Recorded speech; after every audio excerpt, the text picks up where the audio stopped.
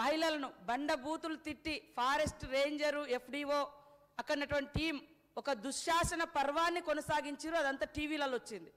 తర్వాత వాళ్ళు తిండి లేక ఉండడానికి ఇల్లు లేక చిన్న చిన్న గుడిసెలు వేసుకున్నటువంటి వాళ్ళ మీద వన్యప్రాణి యాక్ట్ పెట్టి అన్ని రోజులు జైల్లో పెట్టి చిన్న చిన్న పిల్లల్ని తల్లులకు దూరం చేసినటువంటి పరిస్థితి సార్. ఇంకెక్కడ సామరస్యంగా పరిష్కరించారు సార్. అదేవిధంగా మీరు చూస్తే నేను అక్కడికి వెళ్ళిన సార్, జైలుకి వెళ్ళినా ఆ ఇష్యూ కాడికి వెళ్ళిన వాళ్ళు 2002 నుండి సాగులో ఉన్నారు, దున్నుకు అంటే పోడు చేసిర్రు. తర్వాత కేసు కూడా పెట్టబడ్డది, మధ్యలో ఆగిపోయింది. ఇప్పుడు మళ్ళీ అత్యంత ఘోరంగా మీరు ఒకసారి ఆ వీడియోలు ఆ క్లిప్పింగ్స్ కూడా తీసుకొచ్చుకొని చూస్తే బాగుంటుందని కోరుతా ఉన్నా సార్.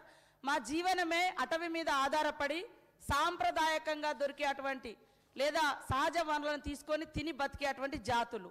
కనీసం అడవులో అక్కడ ఇందనపల్లి జన్నారం మండలంలో ఇందనపల్లిలో చేపలు పట్టుకోవడానికి పోతే కేసులు పెట్టిరు సార్. కేసులు పెట్టిరని విలేకరులు రాస్తే విలేకరుల మీద పైనేసి కేసులు పెట్టిరు సార్.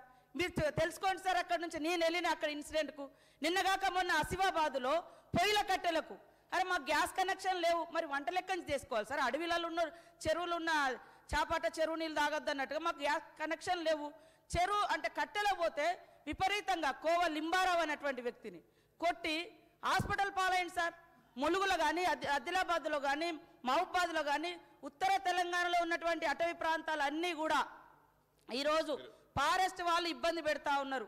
భద్రాద్రి కొత్తగూడెంలో కూడా వీళ్ళు ఇద్దరి మధ్య సమస్యగా కాకుండా ప్రభుత్వం ఒక క్లారిటీగా చెప్పండి, సాగులో ఉన్న భూముల జోలికి రావద్దని చెప్పండి సార్. మీరు తర్వాత చట్టం తెస్తారా?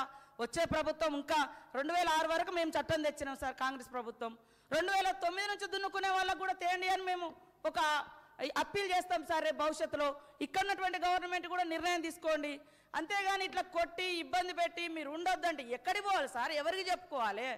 ప్రభుత్వము, పోలీసులు, ఫారెస్టులు అందరూ ఒకటై చిన్న చితక బలహీన వర్గాల మీద, పేదల మీద, దళితుల మీద, ఆదివాసుల మీద ఈ రకంగా జరుగుతుంటే ఎస్సీ ఎస్టీ కేసులు పెట్టాలి సార్. మమ్మల్ని కొడితే ఎందుకు పెట్టారు సార్?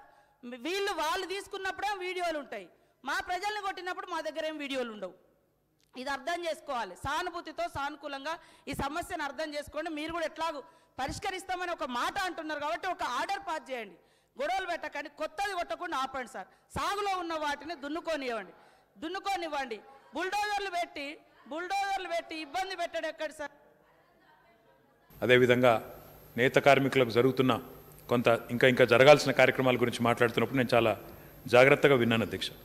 అయితే గౌరవ సభ్యులందరి దృష్టికి నేను తీసుకురావాలనుకుంటున్నాను అధ్యక్ష. మన ప్రభుత్వం ఈ రాష్ట్రంలో ఏర్పడకముందు, తెలంగాణ రాష్ట్రం రాకముందు చేనేత మరియు జౌలి డిపార్ట్మెంట్కి అధ్యక్ష ఆనాడున్న కాంగ్రెస్ ప్రభుత్వ హయాంలో వారు పెట్టిన చివరి బడ్జెట్ కూడా మీరు చూసినట్టయితే 2013-14లో కేవలం 70 కోట్ల బడ్జెట్ మాత్రమే ఉండేది అధ్యక్ష. మొత్తం ఉమ్మడి ఆంధ్రప్రదేశ్కి వారు పెట్టిన బడ్జెట్ 70 కోట్ల అధ్యక్ష.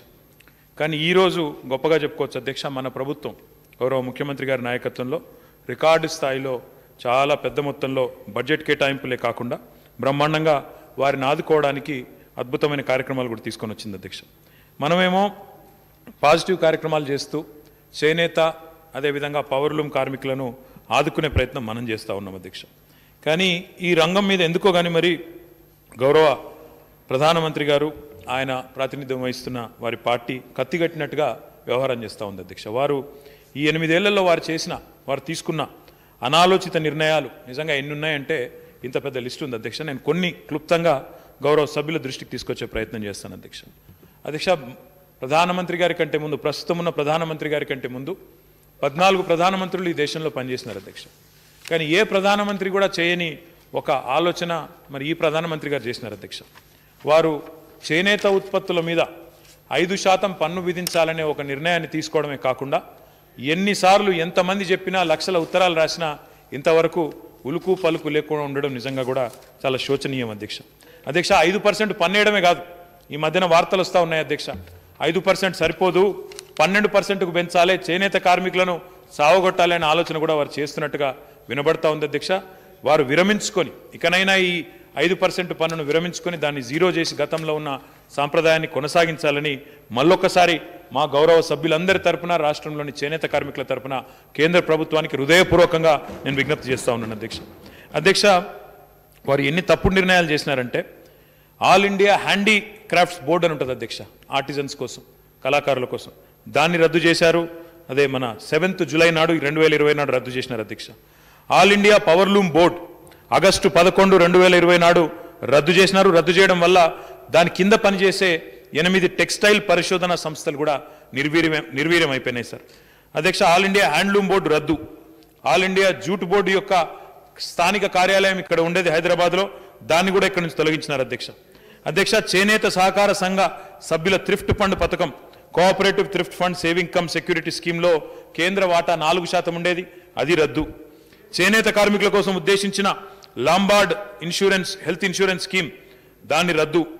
చేనేత కార్మికుల కోసం ఉద్దేశించిన బున్కర్ బీమా యోజన పథకాన్ని 2014 రద్దు. చేనేత కార్మికుల కోసం ఉద్దేశించిన హౌస్ కమ్ వర్క్ షెడ్ పథకాలు 2014 నుంచి రద్దు. కేంద్ర ప్రభుత్వం మార్కెటింగ్ ఇన్సెంటివ్ పథకం నిబంధనలను కూడా తొలగించి అందరిని ద్రాక్ష పండ్లాగా తయారు చేసింది.